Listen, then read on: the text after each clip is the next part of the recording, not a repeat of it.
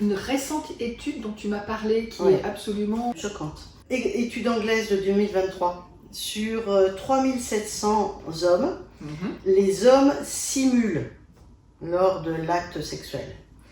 42% de temps en temps, 31% presque toujours, un tiers quand même, hein. Ouais. Et surtout la génération Z, les hommes nés entre 97 et 2010, 41% simulent.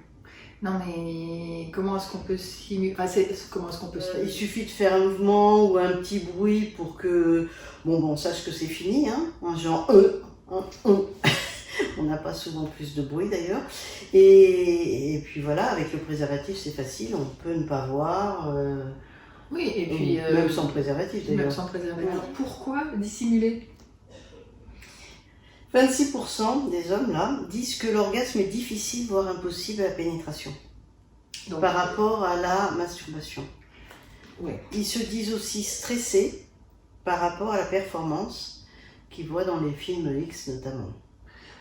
Donc les deux, l'impossibilité à avoir une éjaculation, à aller jusqu'au bout de son plaisir sans passer par les mains, et en même temps stressé par rapport à la performance de ce qu'il voit, ça c'est vraiment l'impact des films X ou des films porno, puisque masturbation et films porno sont extrêmement associés. L'un est un support, le porno est un support assez souvent.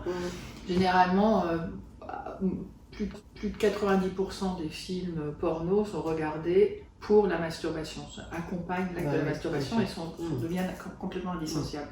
Ce qui fait que le cerveau presque est conditionné, enfin le sexe est conditionné à la main et à un certain rythme et à une certaine pression pour aller jusqu'à l'éjaculation.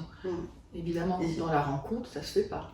Alors j'ai une patiente, je me souviens, qui me dit mon compagnon est veuf, donc il n'a pas arrêté de se masturber. Les premiers rapports, c'était fallait que ça aille vite. Heureusement, elle me dit ça s'est calmé après, mais c'est vrai qu'il y a une stimulation du gland. Et cette stimulation du gland n'est pas là quand on fait juste ça. Ça ne stimule pas assez dans un vagin. Alors un anus, oui, ça stimule un peu plus, mais un vagin, ça ne stimule pas. Donc, tu vois qu'il y a moins de pression. Bah oui, il y a moins d'appui et les femmes aussi ont besoin de cette pression sur leur muqueuse vaginale pour jouir.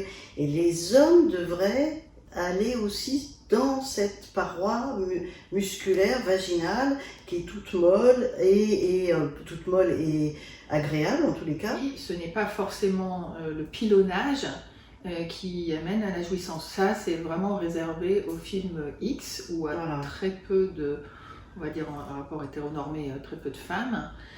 Et c'est plutôt le petit mouvement à l'entrée du vagin qui va amener une contraction et une dilatation, et puis qui est proche du clitoris aussi. Proche du point G, proche des branches du clitoris, et là, cette zone qui s'écarte est extrêmement jouissive. Une fois qu'elle est écartée, elle l'est moins, mais après, à l'intérieur, voilà, c'est vraiment bien. Donc avec même un petit pénis. Il n'y a pas besoin d'un grand, surtout s'il ne touche pas le fond, ça ne sert à rien. Donc voilà. Donc l'impact des films porno est aussi très souvent chez les jeunes, c'est qui amène de l'anxiété, c'est qu'il y a une comparaison avec est-ce que je tiens généralement moins longtemps, parce que ceux qui sont filmés dans les films prennent des substances où on ne les voit pas quand ils débandent.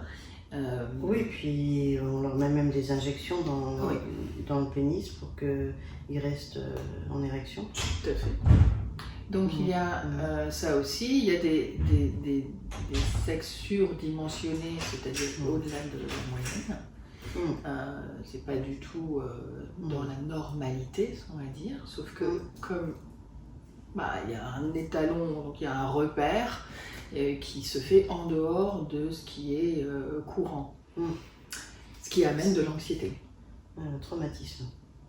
Oui, parfois presque, on se replie sur soi, plus oser sortir, avoir peur, complexe du vestiaire, etc. Donc faut en parler, quoi. Voilà. Et donc tu en allais encore avec d'autres... Alors oui. Pourquoi est-ce qu'on simule, hein? Pourquoi est-ce que les hommes peuvent simuler? Bon, je vous aurais dit de la même façon que les femmes simulent. Hein. Oui, c'est ça. C'est pour que ça aille plus vite. Pour que ça aille plus vite, pour que... se débarrasser du truc, quoi. Voilà. Satisfaire sa partenaire, ou en tout cas pas l'inquiéter.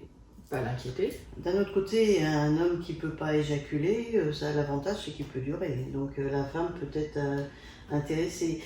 Ou pas. Ou l'homme peut être intéressé aussi dans un rapport anal. Hein. Oui, aussi. Bon, ça fait beaucoup de choses à intégrer et pour moi c'est un peu choquant de savoir que quand même il y a autant d'hommes qui simulent. Ouais. Et qui ont recours à la simulation, donc à ne pas parler à leur partenaire de ce qui se passe dans leur difficulté à aller jusqu'au bout de la jouissance. Ok, donc communication. Je dis pas. Non mais vas-y, allez. Communiquer pour mieux niquer. Exactement, indispensable. Oui. Allez, à bientôt, bye bye.